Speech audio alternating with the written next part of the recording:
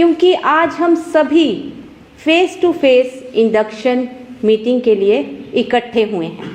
आप सभी कितनी दूर से आए हैं, अलग अलग जगह से आए हैं और हमारे लिए बहुत खुशी की बात है कि इतने शॉर्ट नोटिस पे भी आप लोग यहाँ पे उपस्थित हुए हैं। कोऑर्डिनेटर डॉक्टर राहुल कालिया जी से अनुरोध करती हूँ कि सर का एक हरे भरे उपहार से स्वागत करें।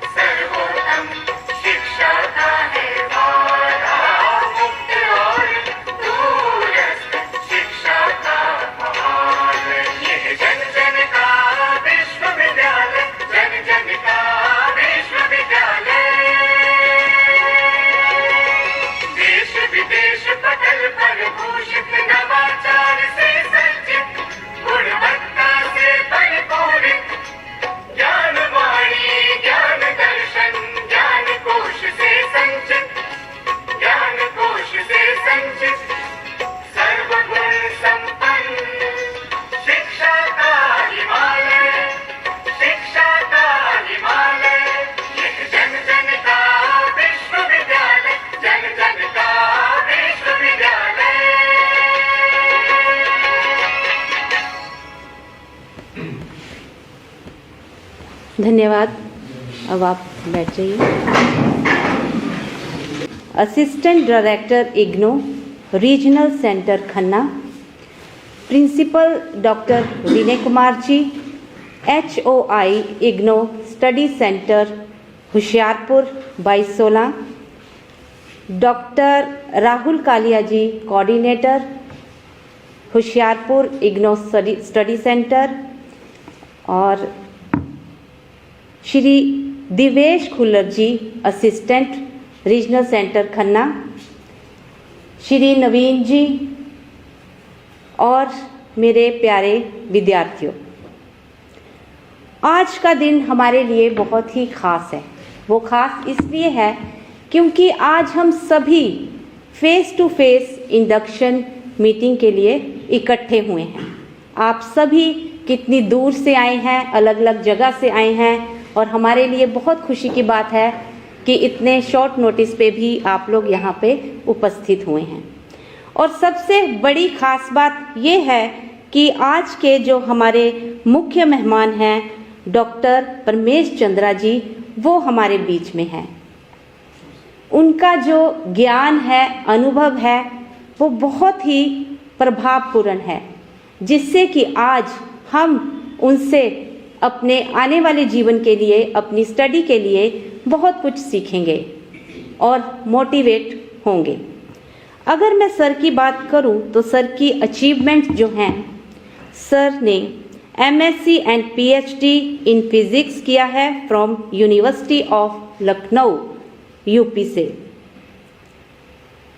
10 research articles published in national and international journals, more than 25 paper presentation, invited talk in national and international seminars, conferences and workshops. Teaching experience of physics at engineering college in UP.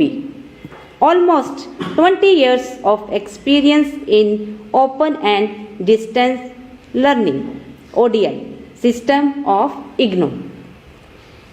Experience of working at different regional centers of IGNOU at Lucknow, Varanasi and Khanna. Almost 5-year experience of regional director, assistant regional director at IGNOU Regional Evaluation Center, Lucknow. तो देखा आपने कि sir की जो achievements हमें बता रही हैं कि सर के पास कितना बड़ा अनुभव है और कितनी इनको नॉलेज होगी। तो सर आपका बहुत बहुत स्वागत है। अब मैं हमारे कोऑर्डिनेटर डॉक्टर राहुल कालिया जी से अनुरोध करती हूँ कि सर का एक हरे भरे उपहार से स्वागत करें।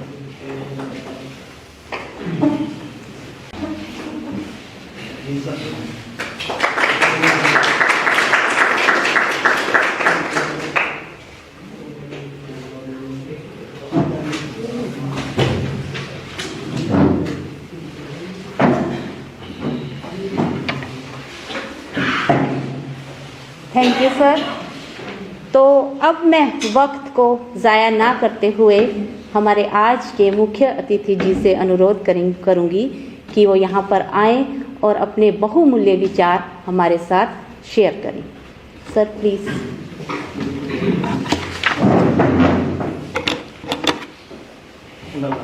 Laptop. Shri Naveen ji, respected coordinator of IGNOU study centre 2216 DAV College होशियारपुर, Dr. Rahul Kalia ji, all the academics who are present in this meeting from DAV College Hoshiarpur, dear learners of Indira Gandhi National Open University. I am Dr. Pramesh Chandra, Assistant Regional Director from IGNOU Regional Center, Khanna. Welcome you in this induction meeting, which is for the fresh students of जुलाई 2024।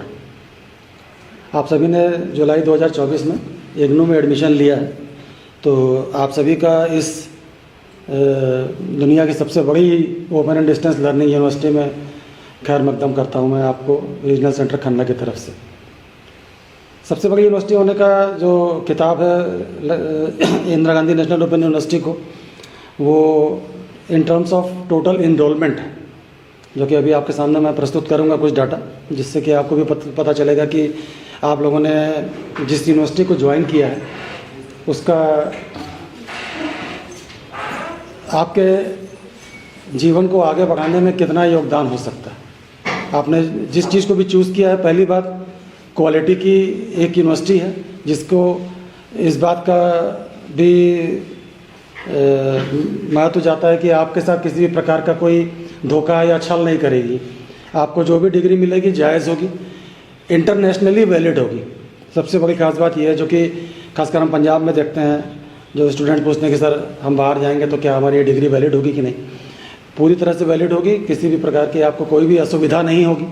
हिंदुस्तान में तो पूरी तरह से valid है ही, internationally भी recognised है।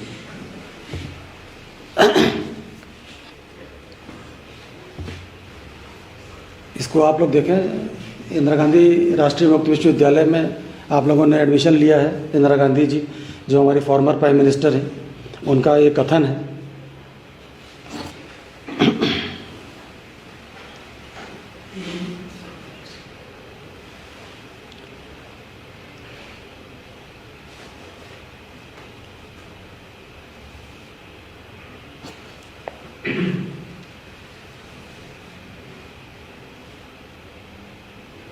ठीक है, सबसे पहले इग्नू के बारे में ज़रा बहुत जानने की कोशिश करते हैं। हो सकता है आप लोगों ने एडमिशन तो ले लिया हो, लेकिन बहुत सी चीज़ें आप लोगों को इग्नू के बारे में पता ना हो। तो 1985 में इसको पार्लियामेंट के एक्ट के थ्रू इस्टेब्लिश किया गया था। तो जिनके भी मन में इस प्रकार का कोई शक शुबा संशय हो कि ये यूनिवर्सिटी रिकॉग्नाइज्ड नहीं है, तो ऐसा कुछ भी नहीं है। पार्लियामेंट के एक्ट से बनी है, सेंट्रल यूनिवर्सिटी है। और अभी कुछ दिन पहले national assessment and accreditation council ने इसको हाईएस्ट रैंकिंग दी है अपनी ओपन एंड डिस्टेंस लर्निंग के फील्ड में, A++। ठीक है, आपने इसका लोगो भी देख सकते हैं, ये नेक का है। अभी पिछले साल ओपन डिस्टेंस लर्निंग यूनिवर्सिटीज़ की कैटेगरी में नेशनल इंस्टीट्यूशनल रैंकिंग फ्रेमवर्क की तरफ से इसको फर्स्ट अवार्ड भी दिया गया था। तो आप देख सकते हैं कि यूनिवर्सिटी की क्या आज के देश में परिदृश्य में क्या स्थिति है। आपने जिस यूनिवर्सिटी को ज्वाइन किया है वो आपको किस लेवल की यूनिवर्सिटी आपने ज्वाइन की है। Total number of programmes which are available in January 2025 session are 311। आपको सुन के शायद अमेजिंग फिगर लग रहा होगा, पर undergraduate level, certificate level, diploma level, PG diploma level up to PhD, total number of programmes 311। ठीक है, it is the biggest university. जैसा कि मैंने अभी आपको कहा कि you have joined the largest university in this world, so it is the largest university in terms of enrolment. How? The next point says 3.5 million students, 35 lakh students इस समय इसमें इनरोल्ड ऑल ओवर इंडिया में भी, बाहर भी हैं। और जो हमारे स्टूडेंट्स पास आउट कर गए हैं वो प्रेजेंट इनरोल्ड स्टूडेंट से ज़्यादा हैं, दे आर 38 लाख। तो आप सोच सकते हैं कि 70 लाख के ऊपर, 73 लाख के आसपास हमारा एक बहुत बड़ा परिवार है इग्नू के स्टूडेंट्स का। इसीलिए हम लोग इसको जन जन का विश्वविद्यालय बोलते हैं। आप कहीं भी जाओगे कोई ना कोई आपको एक ऐसा व्यक्ति अवश्य मिल जाएगा जो कहीं ना कहीं से इग्नू से रिलेटेड है, या उसकी फैमिली का कोई बंदा इग्नू से रिलेटेड है।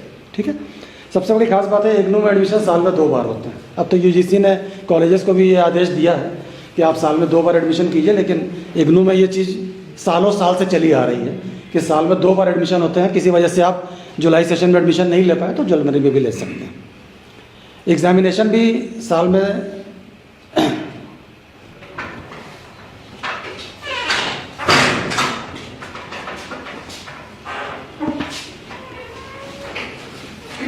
माउस काम नहीं कर रहा है, क्या चक्कर है इससे हो गया?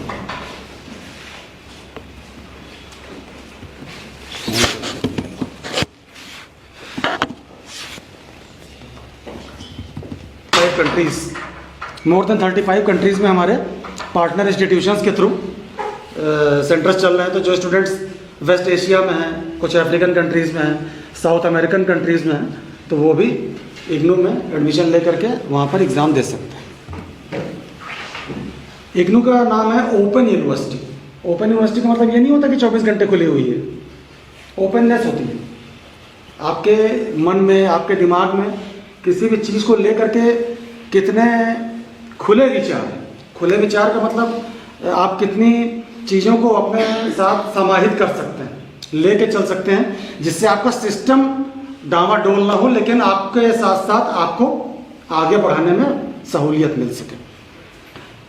रेगुलर सिस्टम में बहुत से बंदिशें हैं आज की डेट में भी, उसके बारे में जिक्र नहीं करेंगे। सबसे पहली चीज़ तो फीस, बहुत ही आप लोगों ने फीस भरी होगी, आप लोगों को पता है कि कितनी कम फीस है इग्नू की। उसके ऊपर cost of study material included in this admission fee. Study material मिल गया आप लोगों को? किसको नहीं मिला है? सबको मिल गया? तालियां। मिल गया तो बहुत खुशी की बात है। सर कईयों को पूरा नहीं मिला। हाँ, मुझे मालूम है, ये प्रोसेस चलता रहता है, लेकिन यह है कि अगर शुरुआत हो गई है और पूरा बंडल नहीं भी मिला है तो कम से कम जितना मिला उसको पढ़ने की शुरुआत कीजिए। कम से कम उसकी जो रस्सी बंधी हुई है ना उसको खोल दीजिए, तो दिल के बंधन खुल जाएंगे। कदाक खुल जाती है तो फिर उसके पन्ने भी खुल जाते हैं। ठीक है ना? जैसे किसी ने अंडर ग्रेजुएट लेवल पर एडमिशन लिया, अभी अंडर ग्रेजुएट लेवल वाला ये 3 साल का है या डिप्लोमा 1 साल का है, तो अब मैं ओपननेस और फ्लेक्सिबिलिटी की बात करता हूँ सिस्टम की। जैसे आपने बीए में एडमिशन लिया, रेगुलर सिस्टम में भी सर से बात हो रही थी कि एक स्टूडेंट जो है किसी वजह से एग्ज़ाम मिस कर गया तो उसको 1 साल उसका एक्स्ट्रा लग गया। इग्नू में बैकलॉग या सप्लीमेंट्री इस टाइप का कोई सिस्टम नहीं है। आपका कोई एग्ज़ाम अपना मोबाइल से, सब लोग साइलेंट मोड पर करते हैं कृपया, 1 घंटे की बात है, उसके बाद आराम से मोबाइल से दिन भर बात करना। तो आपको एक्स्ट्रा ड्यूरेशन देती है university without paying any extra fees. आपके मिनिमम ड्यूरेशन जो भी है प्रोग्राम का, अंडर ग्रेजुएट 3 साल का है, डिप्लोमा या 1 साल का है, 1 साल की फीस ले ली, उसके बाद आपको एक्सटेंडेड ड्यूरेशन देती है। अंडर ग्रेजुएट लेवल पे एक्स्ट्रा 3 साल मिलते हैं, डिप्लोमा और पीजी डिप्लोमा लेवल पे 2 साल, और अगर 6 महीने के प्रोग्राम में एडमिशन लिया सर्टिफिकेट लेवल पे तो आपको 1.5 ईयर यानी 1.5 साल आपको और एक्स्ट्रा मिलता है without paying any extra fees. This is the main thing कि आपको कोई एक्स्ट्रा फीस नहीं देनी। आपको फीस कब देनी है? जब आप एग्ज़ाम देना चाहते हो। अगर एग्ज़ाम की फीस आपने एक बार भर दी, अपीयर नहीं हुए, तो यूनिवर्सिटी आपके लिए क्वेश्चन पेपर अरेंज करती है आपके चॉइस ऑफ एग्ज़ाम सेंटर पर। आप होशियारपुर में एग्ज़ाम देना चाहते हो, आप अंडमान निकोबार में एग्ज़ाम देना चाहते हो, दिल्ली से क्वेश्चन पेपर अरेंज किया जाता है आपके लिए। उसकी जो कॉस्ट होती है वो यूनिवर्सिटी आपसे लेती है। इनफैक्ट अगर आप मान लो अपीयर नहीं भी होते तो क्वेश्चन पेपर तो अरेंज होता ही है, तो उसको छपवाने से लेकर के यहाँ तक अरेंज करने के लिए जो कॉस्ट होती है वो यूनिवर्सिटी देती है आपसे। अगर आप नहीं दे पाते हो एग्जामिनेशन तो कोई बात नहीं, आप अगली बार एग्जाम में अपीयर हो सकते हो, बस एग्जाम की फीस आपको भरनी है। ऑनलाइन एग्जामिनेशन फॉर्म अभी कुछ दिन में आ जाएगा। आप में से कितने लोग ऐसे हैं जो ज़्यादातर तो ईयरली प्रोग्राम्स के स्टूडेंट्स होंगे यहाँ पर, तो आप लोगों का जून में एग्ज़ाम होगा, तो अभी मार्च में या अप्रैल में, मार्च के मिड में या अप्रैल में आपका ऑनलाइन एग्जामिनेशन फॉर्म वेबसाइट पे आ जाएगा। उसके बारे में अभी बात करेंगे किस तरह से आगे प्रोसीड करना है। नेशनल नेटवर्क होने की वजह से हिंदुस्तान के इसके बारे में जब आप जान लोगे फिर आपको पता चलेगा कि इसकी औकात क्या है। ऊपर सर्च दिया हुआ है, क्या सर्च करना चाहते हो बताओ? कुछ भी सर्च करना चाहते हो जो आपके सब्जेक्ट का है चाहे नहीं है, इसमें आप जाओगे, कोई यूजर आईडी कोई पासवर्ड नहीं चाहिए। चाहे मैं खोल सकता हूँ चाहे आप खोल सकते हो, जो इग्नू का स्टूडेंट है वो भी खोल सकता है, जो नहीं है वो भी खोल सकता है। न फीस भरने की जरूरत है न कोई पैसे देने की जरूरत है, कुछ भी नहीं। वो मैंने सब देख कोर्स कोड की बुक्स होती हैं, बुकलेट्स जिसको आप कह सकते हैं। इसमें मैं ब्लॉक 1 पे जाऊंगा। इसमें डिफरेंट यूनिट्स है। यूनिट्स का मतलब उस पर्टिकुलर बुक में डिफरेंट चैप्टर्स, ठीक है। इग्नू की टर्मिनोलॉजी तरह से आप अगर आप समझ लोगे तो आपको आसानी होगी, ठीक है। जैसे यूनिट 1 है अवर इन्वायरमेंट, ये है यूनिट 1.pdf व्यू/ओपन। आप इसको ओपन करोगे,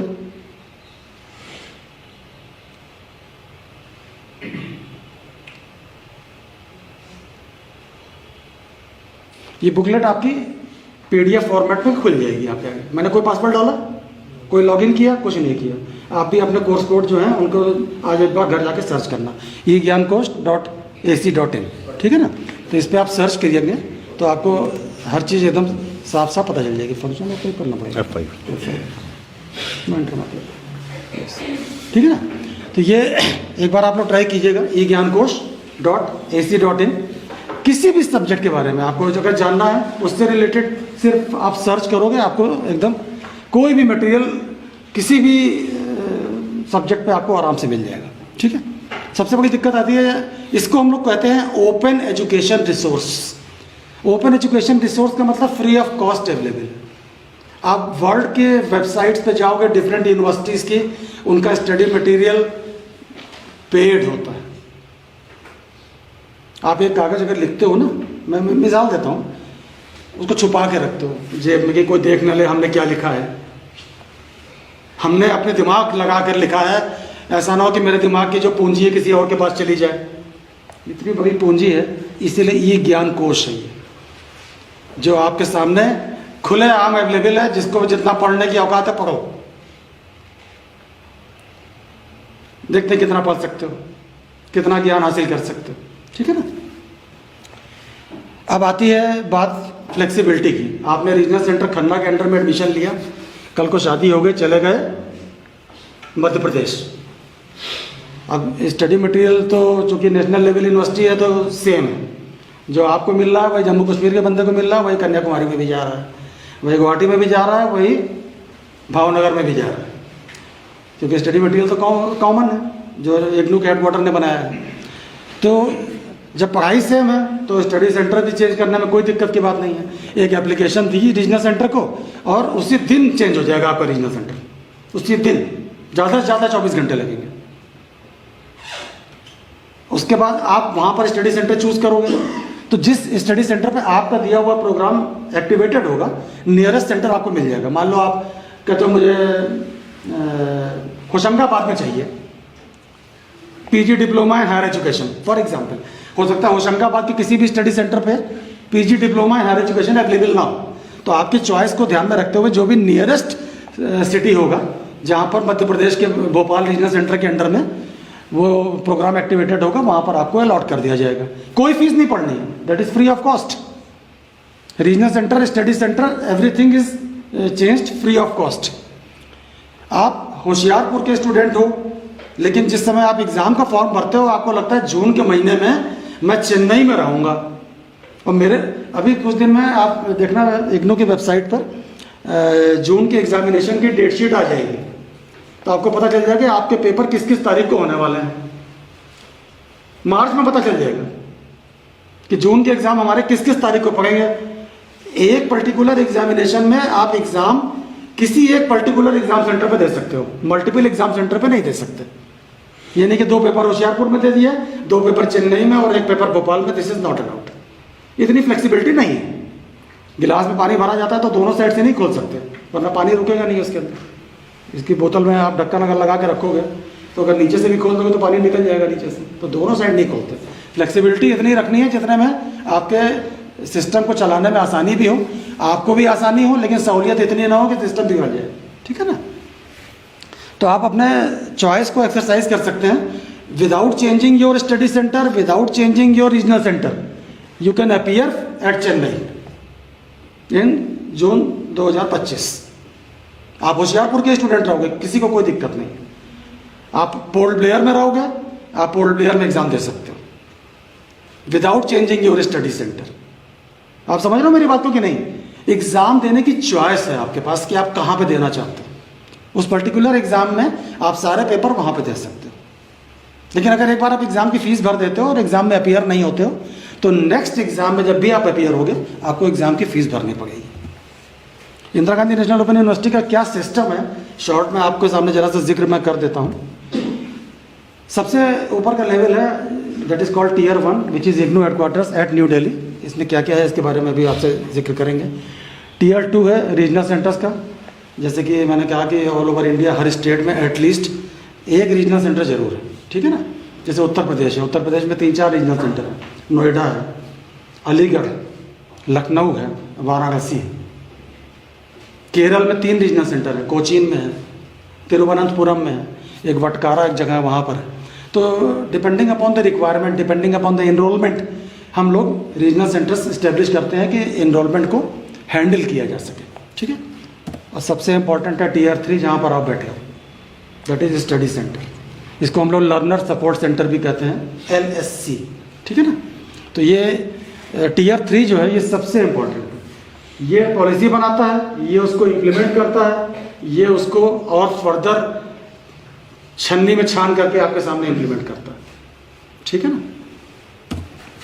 ये इग्नू का मुख्य द्वार है हेडक्वार्टर पे, इसी से आपने भी प्रवेश लिया है, हमने भी लिया है, हमने नौकरी पाई है, आपने पढ़ाई की है। ठीक? ये हमारे प्रेसिडेंट हैं जिनको कि आप और यूनिवर्सिटीज़ में चांसलर के नाम से जानते हो, इग्नू में विजिटर बोलते हैं। जितनी भी सेंट्रल यूनिवर्सिटीज़ होती हैं उनके लिए जो चांसलर होते हैं वो प्रेसिडेंट ऑफ इंडिया होते हैं। ठीक है? ये हमारी वाइस चांसलर है प्रोफेसर उमा कांजीलाल जी। आपको मैं सिस्टम के बारे में बता रहा हूँ, इग्नू के हेडक्वार्टर के बारे में बातचीत शुरू हो चुकी है। ठीक है? उसके बाद प्रो वाइस चांसलर्स होते हैं, फिर रजिस्ट्रार होते हैं,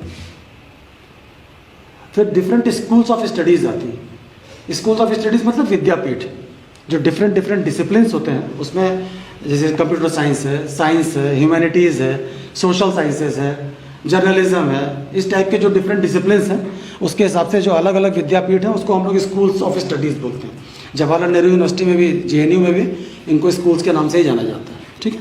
स्कूल्स आप विद्यालय मत समझना, इसको विद्यापीठ समझना। ठीक है? उसके बाद हमारे डिफरेंट डिविजन्स हैं जहाँ पर अलग अलग एडमिनिस्ट्रेटिव वर्क किया जाता है। इसके अलावा कई इंस्टीट्यूट्स हैं, सेल्स हैं, जिसमें ये सब इग्नू हेडक्वार्टर के बारे में बातचीत हो रही है। ये स्कूल्स ऑफ स्टडीज़ हैं, 21 डिफरेंट स्कूल्स ऑफ स्टडीज़ हैं। एक बार आप एक निगाह मार लीजिए, आपको पता चल जाएगा कि कितने डिफरेंट टाइप्स ऑफ डिसिप्लिन्स हैं जो इग्नू कवर करता है। 1 मिनट का समय दे रहा हूँ आपको।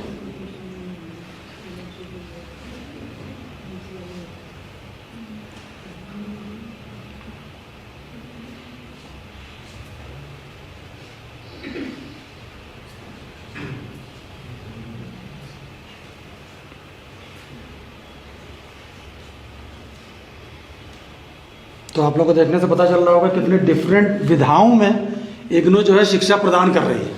ठीक है ना, एक ओवरव्यू मिल जाता है कि हम लोग कितने फील्ड्स में काम कर रहे हैं और आप किस किस फील्ड में इग्नू से शिक्षा प्राप्त कर सकते हैं। ठीक है, ये डिफरेंट डिविजन्स हैं हमारे, जिसमें एडमिनिस्ट्रेशन डिवीजन, जो आप देख रहे हैं आर में देखेंगे लास्ट में फर्स्ट कॉलम में रीजनल सर्विसेज डिवीजन, ये सारे रीजनल सेंटर्स का हेड है। जितने all over India 57 regional centres चल रहे हैं उनका ये हेड है, रीजनल सर्विसेज डिवीजन। ठीक है ना, उसके बगल में नीचे देखिए लास्ट में लिखा हुआ सेकंड कॉलम में लास्ट में स्टूडेंट इवैल्यूएशन डिवीजन। आप जो भी अपना आउटपुट दोगे, जो भी उसको इवैल्यूएट करेगा वो ये डिवीजन करेगा, स्टूडेंट इवैल्यूएशन डिवीजन। ठीक है ना, स्टूडेंट रजिस्ट्रेशन डिवीजन से आपका सामना ऑलरेडी हो चुका है। आप अपने आई कार्ड पे देखो किसके सिग्नेचर हैं, देखो आप देखो अपने आई कार्ड, आपने आई कार्ड खोल के देखा सिग्नेचर किसका है,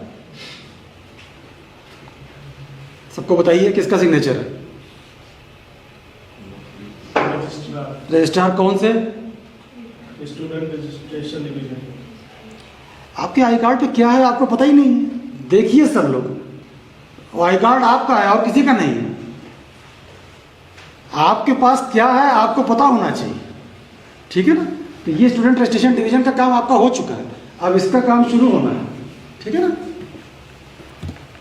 ये इंस्टीट्यूट्स एंड डिफरेंट्स, इसके बारे में बहुत ज़्यादा जिक्र करने की आवश्यकता नहीं, एक बार आप चाहें तो देख सकते हैं ओवरव्यू के पर्पज से। ये सब वेबसाइट पे दिया हुआ है, मैंने वेबसाइट से ही निकाला है।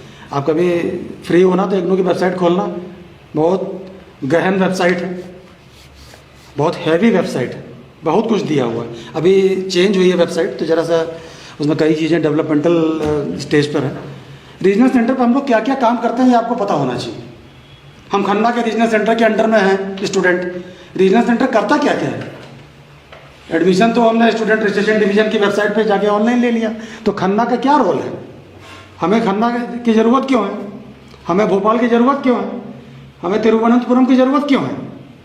ठीक है ना, सबसे पहली चीज़ जो आसपास के स्टूडेंट्स होते हैं वो हमारे पास आते हैं, सर ये मेरा एप्टीट्यूड है, ये मेरा फील्ड ऑफ इंटरेस्ट है, आप मुझे बताओ कि मैं क्या काम, कौन से प्रोग्राम में एडमिशन लूँ जिससे कि मेरे एप्टीट्यूड के मुताबिक मुझे आगे फर्दर जीवन में पढ़ने लिखने में आसानी हो, मैं सीख सकूं और आगे बढ़ा सकूं अपनी ज़िंदगी को।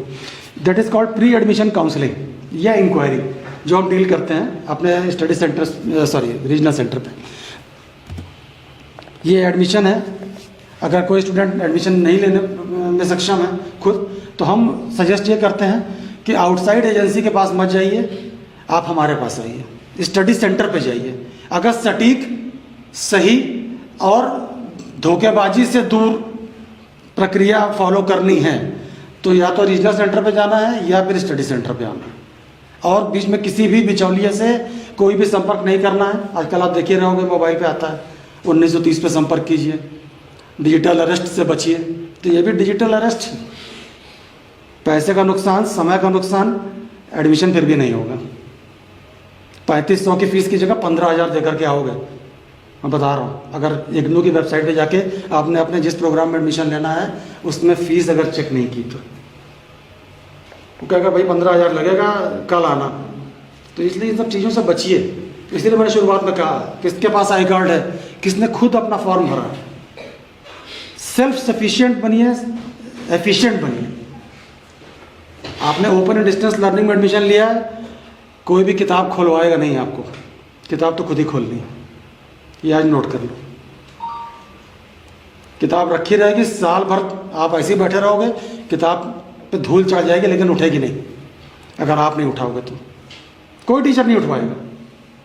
इग्नू के सिस्टम के बारे में बताऊंगा अभी आपको कि किस तरह से आपको, मैं डरा नहीं रहा हूँ, मैं ये वास्तविकता बता रहा हूँ आपको कि किस तरह से आपको इस सिस्टम में प्रोसीड करना है।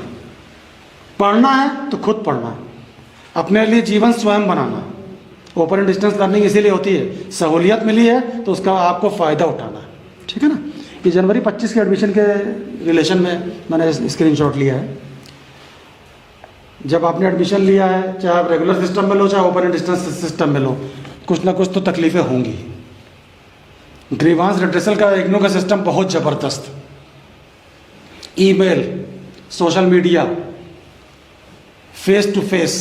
आप देखो, आप चाहो तो नोट कर सकते हो, जिसको फोटो खींचनी है खींच सकता है, ठीक है ना। ये हमारे ऑफिस की फोटो है। हमारा बेसिक टारगेट क्या होता है, आप हमारे पास समस्या लेकर के आए, हम ये सोचते हैं कि अगर मैं होता है आपकी जगह तो इस समस्या को कैसे सॉल्व करता। अगर आप किसी दूसरे के दर्द को, जैसे डॉक्टर होता है, वो तब तक लगा रहता है जब तक आपकी समस्या का सॉल्व नहीं हो जाता। आप किसी के पास भी जाते हो, अपने किसी भी पर्टिकुलर चीज़ को सॉल्व करवाने के पर्पज से आप एक विश्वास के साथ जाते हो। आप वकील के पास जाते हो, आप कहीं भी अपनी समस्या दर्ज कराने जाते हो, तो ये सोचते हो कि मेरी प्रॉब्लम रिजॉल्व होगी। हम आपको धोखा दें तो अगली बार आप आओगे क्या, या किसी को रिकमेंड करोगे? नहीं करोगे। ग्रीवांस रिड्रेसल बहुत हम जब तक स्टूडेंट की प्रॉब्लम सॉल्व नहीं कर देते उसको जाने नहीं देते। तब हमारा सिस्टम आज 1985 से आज 2024 40 साल होने को आ गए, 2025 आ गया अब तो 40 साल से हम भी बगैर किसी बदनामी के खड़े हैं। नाम कमाने में सालों लग जाते हैं, बदनामी का तो सिर्फ एक क्षण होता है, उसके बाद दुर्गति शुरू हो जाती है। तो इसलिए आपको भी वैसे ही अपने जीवन को बनाना है, स्टेप बाय स्टेप ऊपर तक पहुंचते चले जाना है। बदनामी नहीं होने देना है, अपनी भी, अपने परिवार की, अपने माता पिता की। पढ़ाई लिखाई से अपने को उन्नति कीजिए। माता पिता ने जो हासिल करना था वो कर चुके, अब आपको करना है, ठीक है। कई स्टूडेंट्स का स्टडी मटेरियल हमारे पास आ जाता है, जैसे आपका भी स्टडी मटेरियल मान लीजिए किसी वजह से आप घर पे नहीं थे तो रीडायरेक्ट होता है, हमारे पास आता है। इग्नू हेडक्वार्टर से है, material production and distribution division भी एक है वहाँ पर, डिविजन्स की अगर लिस्ट में आपने देखा हो तो अगर मान लीजिए आपके एड्रेस पे कोई नहीं था या रिसीव नहीं हुआ तो वो रीडायरेक्ट हो जाता है रीजनल सेंटर पे, करस्पॉन्डिंग रीजनल सेंटर पे। आप सिस्टम की एफिशिएंसी देखो, आप जो बंदा जिस रीजनल सेंटर का है उसी रीजनल सेंटर पर रीडायरेक्ट होगा। दिल्ली से गया मटेरियल, अगर तिरुवनंतपुरम के किसी रीजनल सेंटर के स्टूडेंट के पास गया और वहाँ पर नहीं पहुँच पाया, स्टूडेंट के घर पे ताला बंद था, तो वो तिरुवनंतपुरम के रीजनल सेंटर पर पहुँच जाएगा। फिर वहाँ से उसको फ़ोन जाएगा कि बेटा तुम्हारा स्टडी मटेरियल हमारे पास आ गया है, अब अपना एड्रेस या तो सही करा लो या फिर आकर के खुद ले जाओ। तो हम लोग स्टडी मटेरियल भी डिस्ट्रीब्यूट करते हैं, लोकल स्टूडेंट्स को भी डिस्ट्रीब्यूट करते हैं, ठीक है। ये हमारे रीजनल सेंटर की वेबसाइट है। जिस तरह से आपने इग्नू की वेबसाइट देखी, उसी तरीके से रीजनल सेंटर की भी वेबसाइट है।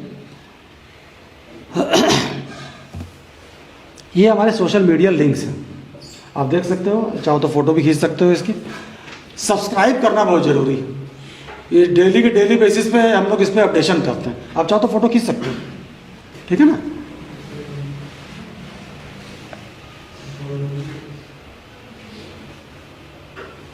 तो इस पर हम लोग ऑलमोस्ट ऑन डेली बेसिस इस पर हमारा अपडेशन होता है, ठीक है ना। आप इसको फॉलो कीजिए। आपको मतलब जो ग्रीवांस है ना आपकी ऑटोमेटिकली कम होती चली जाएगी। सब कुछ आपको ऑटोमेटिकली इन्फॉर्मेशन आपके, जैसे आप नोटिफिकेशन लगाते हो किसी चीज़ का, किसी पर्टिकुलर चैनल को सब्सक्राइब करते हो, इसको भी सब्सक्राइब कर लो आप। अभी तो आप इग्नू के साथ जुड़े हुए हो, तो जब तक जुड़े हुए हो तब तक तो कम से कम सब्सक्राइब करके रख ही सकते हो आप, ठीक ना।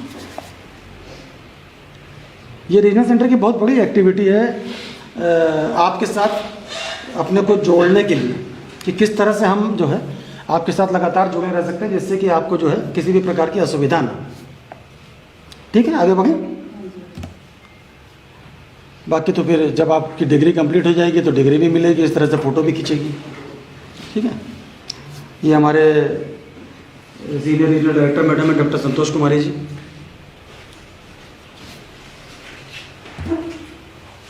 इसके अलावा हम लोग कोशिश करते हैं स्टूडेंट्स को एज़ फार एज़ पॉसिबल और कंपनीज़ या बैंक्स वगैरह के साथ टाई अप करके कि कुछ स्टूडेंट्स को भी प्लेसमेंट कराएं, जिससे कि जो बेसिक ऑब्जेक्टिव है, एक बार आपने पढ़ाई पूरी कर ली तो फिर आपकी आजीविका भी चलनी चाहिए। तो एज़ फार एज़ पॉसिबल कोशिश करते हैं कि स्टूडेंट्स को कुछ प्लेसमेंट ड्राइव भी करवाएं, जिससे कि आप लोग आगे बढ़ सकें। अब आप यहाँ बैठे हुए हैं, रीजनल सेंटर की एक्टिविटी समझ में आ गई सबको क्या क्या होती है। स्टूडेंट से ताल्लुक़ रखना, उसके साथ जुड़े रहना, उनकी समस्याओं का समाधान करना, जो कुछ भी आपकी दिक्कत है उसको सॉल्व करना। आप फ़ोन करोगे 4 बजे के बाद फ़ोन करना, आराम से फ़ोन पे बातचीत होगी। 11 बजे करोगे, टुन टुन टुन टुन घंटे बजती रहेगी, फिर आप कहोगे सर फ़ोन तो मिलता नहीं है। 11 बजे के आसपास, 12 बजे के आसपास बहुत रश रहता है। 2-2 डेडिकेटेड लैंडलाइन लगी है, फिर भी धुआंधार फ़ोन आता है। पूरे पंजाब से आ रहा है ना, तो इसलिए आप लोग 4 बजे के बाद फ़ोन करना, कभी कोई दिक्कत हो तो आराम से बातचीत हो जाएगी, ठीक है ना। अभी आप लोग स्टडी सेंटर में बैठे हो, यहाँ पे क्या क्या काम होता है, मैंने तो यहीं से जुड़े रहना है, आसपास के आप लोग एरिया को बिलोंग करते हो, ठीक है। The scope of a particular, like whatever he has decided, mainly to get into the system or the course, the basic knowledge which is required for that, that clarity which is needed. before teaching. Clarity. So that's what You have sort of cloud of confusion in your mind. उसको दूर करने के लिए counselling चाहिए। Counselling का मतलब क्या होता है? आप साइकाइट्रिस्ट के पास जाते हो, डॉक्टर के पास जाते हो, आप उससे काउंसलिंग बताते हो, सर पेट में दर्द हो रहा है, इस जगह पे हो रहा है, वो तुरंत कहेगा ये टेस्ट करना है, दैट इज काउंसलिंग। आप उससे टीचिंग लेने नहीं जाते, इग्नू में भी काउंसलिंग होती है। आपको जिस जगह पे दर्द है उसी जगह पे इलाज करना, दैट इज काउंसलिंग, ठीक है ना। तो जो मैडम ने क्लैरिटी वर्ड इस्तेमाल किया, जो धुंध है, जो बादल छाए हैं दिमाग में, उसको दूर कर देना काउंसलिंग के जरिए। बाकी बकवास कुछ नहीं करना, सिर्फ सीधी बात, नो बकवास। काउंसलिंग इसी को बोलते हैं। आपको जो पूछना है आप पूछो, जो आपको जानना है उसी के बारे में बात करेंगे। आपकी जो क्वेश्चंस हैं, समस्या तो नहीं कहूँगा, समस्या एक जरा सा नेगेटिव टर्म होता है, जो आपके प्रश्न हैं, जो मन में दुविधाएं हैं, उनको दूर करने का जो तरीका है, that is a part of counselling, ठीक है ना। काउंसलिंग सेशंस, अब आपने किताब जो आ गई इसको खोला, सेल्फ स्टडी प्रारंभ की, उसके बाद जो आपको चीज़ें समझ में नहीं आई तो हम लोग आपके लिए सेशंस ऑर्गेनाइज करते हैं। टीचिंग सेशन नहीं है, काउंसलिंग सेशन है। हमने किताब में ये पढ़ा सर, 4 पेज पढ़े, इस जगह ये बात समझ में नहीं आई। ऐसा तो नहीं होगा, इतना मूर्ख तो कोई नहीं है कि 4 पेज पढ़ेगा और 4 पेज में सब कुछ समझ में आ जाएगा, और ऐसा भी नहीं होगा कि 4 पेज में कुछ भी समझ में ना आए। तो जो पॉइंट समझ में नहीं आएगा काउंसलिंग सेशन में, उसी को डिस्कस करना। अभी तक आप लोग रेगुलर सिस्टम में पढ़ते आए हुए ज़्यादातर, मुझे लगता है वहाँ पे आता है टीचर, आपको कोई चीज़ पता हो चाहे ना पता हो, चाक उठाई, लिखना चालू ब्लैक बोर्ड पे। आजकल तो स्मार्ट बोर्ड लग गए। तो teaching part is initiated by the teacher. IGNOU का सिस्टम उल्टा है। अब आप समझ लो, चाहे तो उल्टी गंगा बहा लो। आप पढ़ के आओगे, चाहे ऑनलाइन सेशन लगे, चाहे आप यहाँ पर आकर के ऑफलाइन सेशन करो, क्वेश्चन आप पूछो, सर मैंने ये पढ़ा था किताब में, इस जगह पर ये चीज़ समझ में नहीं आई। अच्छा, नॉर्मल क्लासेस कितने घंटे की होती है सर? आपके यहाँ कितने की होती है?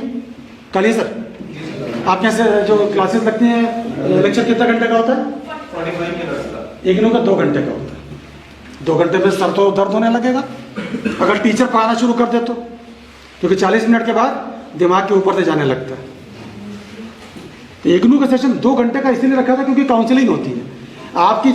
अभिमन्यु की तरह जो है फोड़ देना है, तभी चक्रव्यूह से बाहर निकलोगे आप।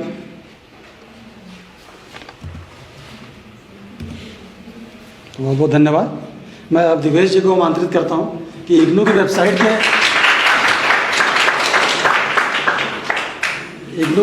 के जिन्होंने एडमिशन जुलाई 2024 ਚ लीती है और रोल नंबर थोड़ा 24 तो शुरू होगा 24 तो, ठीक है जी। सब तो पहला तुसीं की करना है, अपना रोल नंबर अपनी वैबसाइट से चैक करना है कि उत्थे बोल रहा हैगा, ठीक है। चैक कितों करना है? ये साडी वैबसाइट है ignu.ac.in। इत्थे जाके 4th लिंक है स्टूडेंट सर्विसेज, इत्थे क्लिक करांगे तो इग्नू वालों स्टूडेंट जी सर्विस दी जाती है वो सारी इस पेज पर आ जाएगियाँ।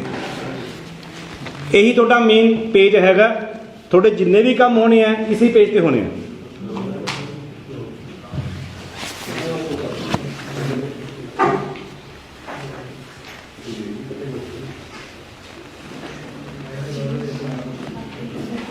सर जितने भी स्टूडेंट्स आए हैं उनके अटेंडेंस दे, name, enrolment number, programme, signature.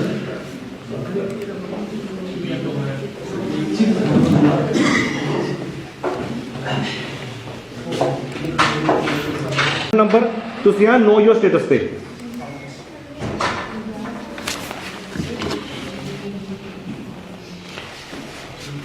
ਇੱਥੇ ਦੋ ਚੀਜ਼ਾਂ ਤੁਹਾਡੀ ਆਣਗੀਆਂ, ਇੱਕ ਤਾਂ ਤੁਹਾਡਾ ਆਊਗਾ ਰਜਿਸਟ੍ਰੇਸ਼ਨ ਸਟੇਟਸ, ਦੂਸਰਾ ਆਊਗਾ ਸਟੱਡੀ ਮਟੀਰੀਅਲ ਸਟੇਟਸ। ਹੁਣ ਜਿਵੇਂ ਕਈ ਸਟੂਡੈਂਟ ਕਹਿੰਦੇ ਸਾਨੂੰ ਸਟੱਡੀ ਮਟੀਰੀਅਲ ਮਿਲ ਗਿਆ ਹੈਗਾ, ਕਈ ਕਹਿੰਦੇ ਅੱਧਾ ਮਿਲਿਆ ਹੈਗਾ, ਤੁਹਾਡਾ ਕੀ ਸਟੇਟਸ ਹੈਗਾ ਇੱਥੋਂ ਪਤਾ ਚੱਲ ਜਾਏਗਾ। ਸਭ ਤੋਂ ਪਹਿਲਾਂ ਆਪਾਂ ਚੈੱਕ ਕਰਨਾ ਰਜਿਸਟ੍ਰੇਸ਼ਨ ਸਟੇਟਸ। ਇੱਥੇ ਮੈਂ ਕਿਸੇ ਹੋਰ ਸਟੂਡੈਂਟ ਦਾ ਰੋਲਮੈਂਟ ਨੰਬਰ ਤੇ ਪ੍ਰੋਗਰਾਮ ਪਾਊਂਗਾ।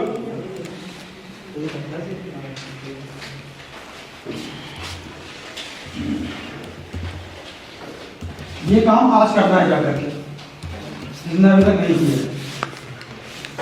ਤੁਹਾਡਾ ਰੋਲਮੈਂਟ ਨੰਬਰ ਪਾਤਾ 10 ਡਿਜਿਟ ਦਾ, ਉਹ ਤੋਂ ਬਾਅਦ ਪ੍ਰੋਗਰਾਮ ਪਾਤਾ।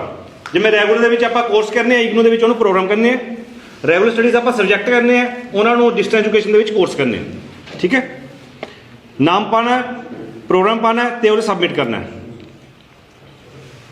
ਤਾਂ ਤੁਹਾਡੀ ਪੂਰੀ ਡਿਟੇਲ ਆ ਗਈ ਹੈ। ਸਭ ਤੋਂ ਪਹਿਲਾਂ ਕੀ ਚੈੱਕ ਕਰਨਾ ਹੈ? ਸਭ ਤੋਂ ਪਹਿਲਾਂ ਚੈੱਕ ਕਰਨਾ ਨਾਮ। ਜੇ ਤੁਹਾਡੇ ਨਾਮ 'ਚ ਗਲਤੀ ਆ ਗਈ ਤਾਂ ਸਾਰੀ ਕਹਾਣੀ ਖਤਮ ਹੋ ਜਾਣੀ। ਆਹੀ ਨਾਮ ਤੁਹਾਡਾ ਸਟੱਡੀ ਮਟੀਰੀਅਲ ਦੇ ਉੱਪਰ ਛਪ ਕੇ ਆਊਗਾ, ਆਹੀ ਨਾਮ ਆਈ ਕਾਰਡ ਤੇ ਆਏਗਾ, ਇਹੀ ਨਾਮ ਤੁਹਾਡੀ ਡਿਗਰੀ ਤੇ ਆਏਗਾ। ਜੋ ਡਿਗਰੀ ਗਲਤ ਨਾਮ ਨਾਲ ਕਰਨੀ ਫਿਰ ਉਹਨੂੰ ਬਹੁਤ ਐਫਰਟ ਲੱਗੇਗਾ ਤੁਹਾਨੂੰ ਚੇਂਜ ਕਰਾਉਣ 'ਚ। ਸਭ ਤੋਂ ਪਹਿਲਾਂ ਚੈੱਕ ਕਰਨਾ ਤੁਹਾਡਾ ਨਾਮ ਠੀਕ ਹੈ ਕਿ ਗਲਤ ਹੈ। ਜੇ ਤੁਸੀਂ ਅੱਜ ਚੈੱਕ ਕਰਦੇ ਹੋ ਤੁਹਾਨੂੰ ਲੱਗਦਾ ਹੈਗਾ ਕਿ ਮੇਰਾ ਨਾਮ ਦੀ ਸਪੈਲਿੰਗ ਗਲਤ ਹੈਗੀ ਹੈ, ਤਾਂ ਤੁਸੀਂ ਕਿਵੇਂ ਕਰੈਕਟ ਕਰਨਾ ਤੁਹਾਨੂੰ ਮੈਂ ਇਸ ਤੋਂ ਬਾਅਦ ਦੱਸੂਗਾ। ਉਸ ਤੋਂ ਬਾਅਦ ਕੀ ਚੈੱਕ ਕਰਨਾ ਹੈਗਾ? ਮੀਡੀਅਮ। ਮੀਡੀਅਮ ਦੋ ਚੱਲਦੇ ਆ, ਇੰਗਲਿਸ਼ ਔਰ ਹਿੰਦੀ BA ਦੇ ਵਿੱਚ। ਠੀਕ ਹੈ, ਇਹਦਾ ਇਗਨੂ ਦਾ ਇੱਕ ਹੋਰ ਫਾਇਦਾ ਵੀ ਹੈਗਾ। ਜਿਵੇਂ ਤੁਸੀਂ ਇੰਗਲਿਸ਼ ਮੀਡੀਅਮ ਲੈ ਲਿਆ, ਪੇਪਰ ਆ ਗਏ ਜਾਂ ਅਸਾਈਨਮੈਂਟ ਆ ਗਈਆਂ, ਤੁਹਾਨੂੰ ਲੱਗਿਆ ਮੈਨੂੰ ਇੰਗਲਿਸ਼ ਔਖੀ ਲੱਗਦੀ ਹੈ, ਥੋੜੇ ਸਾਹਮਣੇ ਪੇਪਰ ਆ ਗਿਆ, ਐਗਜ਼ਾਮ 'ਚ ਬੈਠੇ ਹੋ, ਜਿਹੜਾ ਕੁਐਸਚਨ ਪੇਪਰ ਹੋਊਗਾ ਬਾਇਲੈਂਗੁਅਲ ਹੋਊਗਾ, ਇੰਗਲਿਸ਼ 'ਚ ਵੀ ਹਿੰਦੀ 'ਚ ਵੀ। ਤੁਹਾਨੂੰ ਲੱਗਿਆ ਇੰਗਲਿਸ਼ 'ਚ ਨਹੀਂ ਤਿਆਰੀ ਹੈਗੀ, ਮੈਂ ਹਿੰਦੀ 'ਚ ਕਰ ਸਕਦਾ, ਤੁਸੀਂ ਪੇਪਰ ਦੇ ਬਾਹਰ ਹਿੰਦੀ ਲਿਖੋ, ਉਹਨੂੰ ਹਿੰਦੀ 'ਚ ਅਟੈਂਪਟ ਕਰਨਾ ਸ਼ੁਰੂ ਕਰ ਦਿਓ।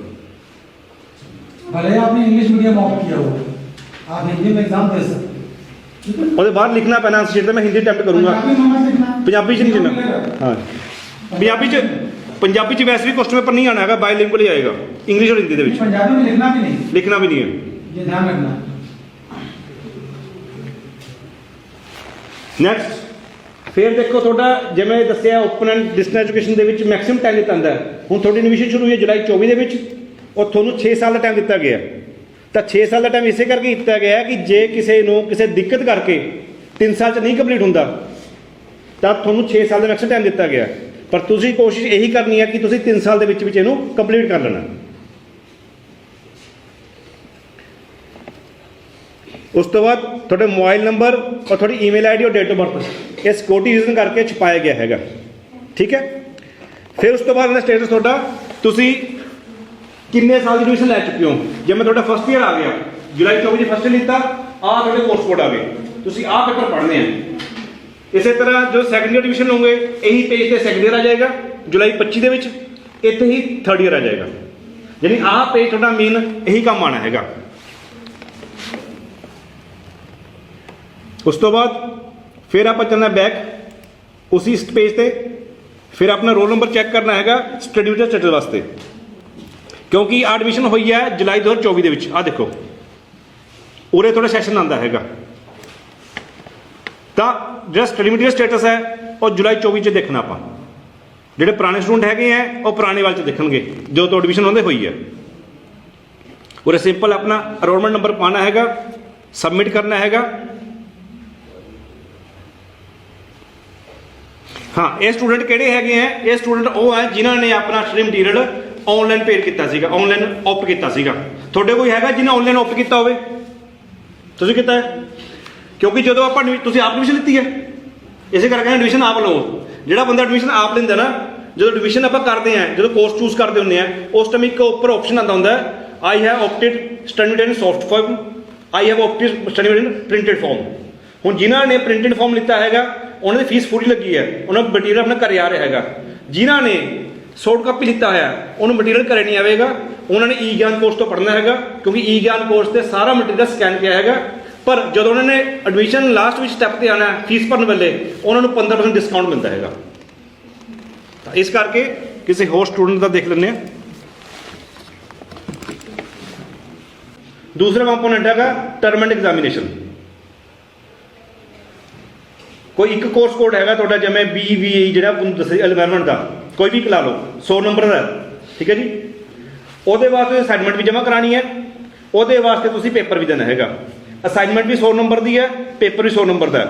ਪਰੰਤੂ ਜਦੋਂ ਇਹਨਾਂ ਦਾ ਰਿਜ਼ਲਟ ਆਵੇਗਾ ਤਾਂ ਅਸਾਈਨਮੈਂਟ ਦੀ ਵੇਟੇਜ ਲੱਗੇਗੀ 30% ਔਰ ਟਰਮ ਐਂਡ ਐਗਜ਼ਾਮੀਨੇਸ਼ਨ लगेगी वेटेज 70%। जो दोनों कंपोनेंट पासिंग मार्क्स कंप्लीट होंगे तब जाके थोड़ा एक कोर्स कोड कंप्लीट होगा। तो असाइनमेंट कितों डाउनलोड करनी है, तो तुसी स्टूडेंट सर्विस दे विच डाउनलोड च आना है, तो उरे अपना असाइनमेंट ते क्लिक करना है। तो असाइनमेंट तुहानूं अलग अलग थोड़े आ जाएंगियां, ये सैगरीगेट की गई हैं, master degree, bachelor degree, PG diploma. तो तुसी जिवें BA के स्टूडेंट हो, उरे क्लिक करना हैगा। तो सब तो उपर आता है BAG जुलाई 24 और जनवरी 25 सैशन की। जो भी असाइनमेंट जमा करनी है, सब तो पहली गल लेटेस्ट वाली करनी है, पिछले साल वाली नहीं करनी है, वैल्यूएट नहीं होनी है। उरे क्लिक करूंगे तो जिन्ने भी कोर्स कोड सारे आ गए हैं, दोनों मीडियम च आ गए, जिन्हें दो मीडियम होंगे हैं, दोनों मीडियम च आ गई, इंग्लिश च भी हिंदी च भी। तुसीं किसी भी एक ते क्लिक करना हैगा।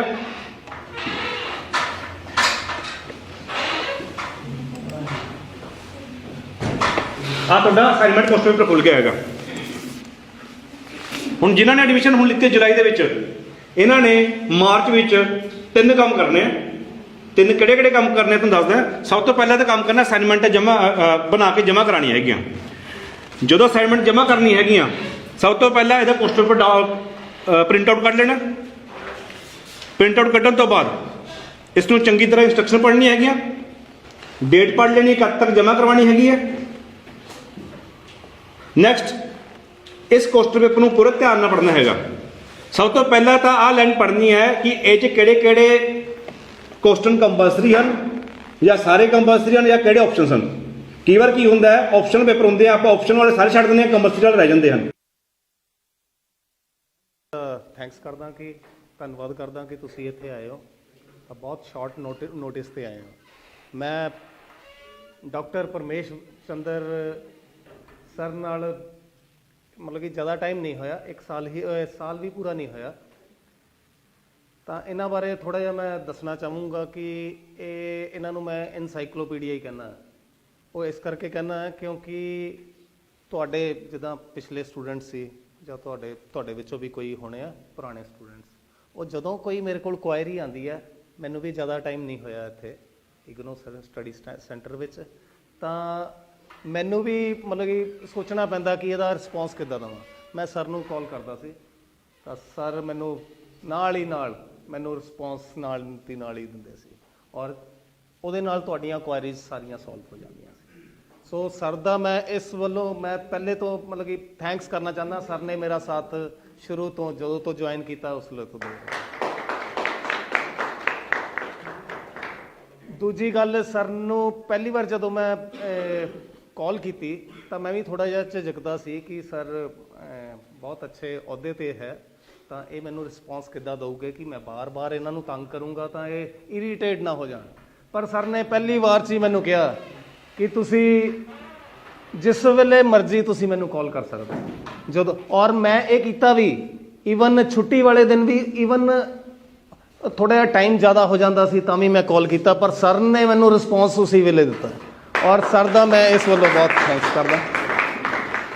ਸਰ ਦਾ ਥੈਂਕਸ ਇਸ ਕਰਕੇ ਵੀ ਕਰਦਾ ਕਿ ਸਰ ਸਾਨੂੰ ਮਿਲਣ ਵਾਸਤੇ ਸਾਡੇ ਕੋਲ ਆਏ, ਸਾਨੂੰ ਇੱਕ ਮੌਕਾ ਦਿੱਤਾ। ਮੈਂ ਬਹੁਤ ਆਪਣੇ ਆਪ ਨੂੰ ਗੌਰਵਸ਼ਾਲੀ ਮਹਿਸੂਸ ਕਰਦਾ ਕਿ ਸਰ ਸਾਨੂੰ ਮਿਲਣ ਵਾਸਤੇ ਇੱਥੇ ਔਰ ਤੁਹਾਡੀ ਕੁਆਇਰੀਜ਼ ਦੂਰ ਕਰਨ ਵਾਸਤੇ ਸਪੈਸ਼ਲੀ ਇੱਥੇ ਆਏ ਆ। ਤੋ sir doctor Paramesh Chander sir, ਮੈਂ ਤੁਹਾਡਾ ਇੱਥੇ DAV ਕਾਲਜ ਵਿੱਚ LSC 2216 ਵਿੱਚ ਆਪਣੇ ਪੂਰੇ ਸਟਾਫ ਨਾਲ ਤੁਹਾਡਾ ਇੱਥੇ ਸਵਾਗਤ ਕਰਦਾ। ਐਕਚੁਅਲੀ ਸਾਡੇ ਪ੍ਰਿੰਸੀਪਲ ਸਰ ਨੇ ਆਉਣਾ ਸੀ, HOI ਹੈ, ਹੈਡ ਆਫ ਇੰਸਟੀਚਿਊਟ ਹੈ, ਤਾਂ ਉਹਨਾਂ ਨੇ ਆਉਣਾ ਸੀ, ਕਿਸੇ ਕਾਰਨ ਵਜੋਂ ਉਹ ਆ ਨਹੀਂ ਸਕੇ। ਪਰ ਉਹਨਾਂ ਨੇ ਆਪਣੇ ਰਿਪਰੈਜ਼ੈਂਟੇਟਿਵ ਸਾਡੇ ਨਵੀਨ ਸਰ ਆਏ, ਤਾਂ ਮੈਂ ਉਹਨਾਂ ਵੱਲੋਂ ਵੀ ਤੁਹਾਡਾ ਸਵਾਗਤ ਕਰਦਾ। ਉਹ ਮਾਫੀ ਵੀ ਚਾਹੁੰਦੇ ਸੀ ਕਿ ਹਾਂ ਵੀ ਉਹ ਆ ਨਹੀਂ ਪਾਏ, ਔਰ ਮੈਂ ਇਹ ਆਸ਼ਾ ਵੀ ਕਰਦਾ ਕਿ ਸਰ ਬਾਰ-ਬਾਰ ਇੱਥੇ ਆਉਂਦੇ ਰਹਿਣ। ਸਾਨੂੰ ਇਦਾਂ ਮਾਰਗਦਰਸ਼ਨ ਦਿੰਦੇ ਰਹਿਣ। ਈਵਨ ਮੈਨੂੰ ਇੰਨਾ ਕੁਝ ਨਹੀਂ ਸੀ ਪਤਾ, ਔਰ ਮੈਨੂੰ ਅੱਜ ਬਹੁਤ ਕੁਝ ਪਤਾ ਲੱਗਿਆ, ਸ਼ਾਇਦ ਤੁਹਾਨੂੰ ਵੀ ਥੋੜ੍ਹਾ ਜਿਹਾ, ਹੈ ਨਾ। ਔਰ ਮੈਂ ਇਹ ਵੀ ਦੱਸਣਾ ਚਾਹੁੰਦਾ, ਮੈਂ ਸਰ ਨਾਲ ਗੱਲ ਕੀਤੀ ਸੀ ਕਿ ਨਵੇਂ ਸਟੂਡੈਂਟ ਵੀ, ਉਹਨਾਂ ਨੂੰ ਵੀ ਮੈਂ ਬੁਲਾਇਆ ਸੀ, ਸ਼ਾਇਦ ਇਹਨਾਂ ਦੀ ਕੁਆਇਰੀਜ਼ ਵੀ ਦੂਰ ਹੋ ਗਈਆਂ ਹੋਣੀਆਂ, ਠੀਕ ਹੈ, ਸ਼ਾਇਦ ਤੁਹਾਡੀਆਂ ਵੀ ਕੁਆਇਰੀਜ਼ ਦੂਰ ਹੋ ਗਈਆਂ ਹੋਣੀਆਂ। ਸਾਨੂੰ ਪ੍ਰੋਜੈਕਟ, ਜਦੋਂ ਤੁਹਾਡਾ ਪ੍ਰੋਜੈਕਟ ਜਾਂ ਅਸਾਈਨਮੈਂਟ ਦੀ ਗੱਲ ਆਣੀ ਹੈ, ਤੁਸੀਂ ਬਾਰ-ਬਾਰ ਮੈਨੂੰ ਪਤਾ ਹੈ ਫੋਨ ਕਰਨਾ ਸੀ ਜੇ ਸਰ ਨਾ ਆਉਂਦੇ। ਹੁਣ ਤੁਸੀਂ ਮੈਨੂੰ ਫੋਨ ਨਹੀਂ ਕਰਨਾ, ਠੀਕ ਹੈ। ਔਰ ਤੁਹਾਨੂੰ ਪਤਾ ਲੱਗ ਗਿਆ ਕਿ ਅਸਾਈਨਮੈਂਟਸ ਕਿੱਦਾਂ ਸਬਮਿਟ ਕਰਾਉਣੀ ਹੈ। ਸਰ ਮੈਨੂੰ ਇਸ ਚੀਜ਼ ਦੀ ਬੜੀ ਪ੍ਰੋਬਲਮ ਆਈ ਪਹਿਲੇ ਕਿ ਅਸਾਈਨਮੈਂਟਸ ਕੀ ਲੱਗਣਾ ਚਾਹੀਦਾ, ਈਵਨ ਮੈਨੂੰ ਨਹੀਂ ਸੀ ਪੂਰਾ ਪਤਾ, ਪਰ ਸਰ ਨੇ ਹੁਣ ਜਿੱਦਾਂ ਡਿਟੇਲ ਵਿੱਚ ਦੱਸਿਆ ਤਾਂ ਤੁਸੀਂ ਸਿਰਫ ਉਹਨੂੰ ਫੋਲੋ ਕਰਨਾ, ਬਾਕੀ ਤੁਹਾਡਾ ਮਾਰਗ ਜਿਹੜਾ ਸੁਗਮ ਹੋ ਜਾਣਾ। ਸੋ